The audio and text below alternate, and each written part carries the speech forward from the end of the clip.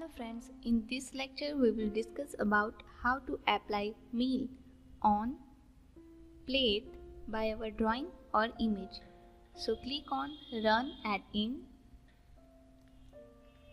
select RAST2VEC.DLL, open. Now select your image, open, set your black or white shadow, OK. Create outline, the line, corner and arc, accuracy is fine, OK. Now click on smooth mode, give your ratio maximum, OK and OK. Exit. So now we will create the boundary. So wireframe and rectangle.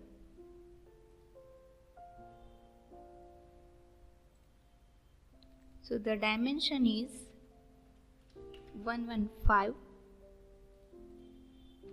or 152 and OK. So in solid, click on extrude, select this chain, OK, and give your height, see, by this one and OK. So now we will perform the operation. But first we need to click on machine and set up your machine. So click on mill and default, click on properties, stock setup, all solids, OK.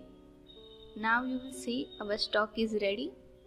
So click on contour operation by window selection. So select all drawing and give start point and OK. Now your tool selection, select your tool. I will select the 3-dia tool but by default, but I will change my diameter 0.5 and the radius is 0.2, or if you don't want, the radius is set 0. Select your holder B2C30016 and the linking parameter, set your depth value. I will set -1. OK. Now we will see the operation are ready. Now we will check in verify selected operation. So click on verify selected operation. Now we will see our plate is ready to position. So play this operation. See. Now I will cancel this operation.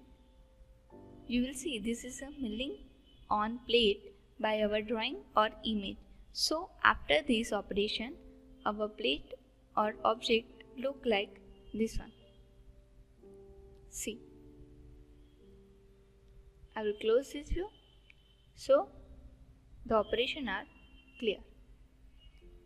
In next lecture, we will discuss the revolve operation on milling. Thank you.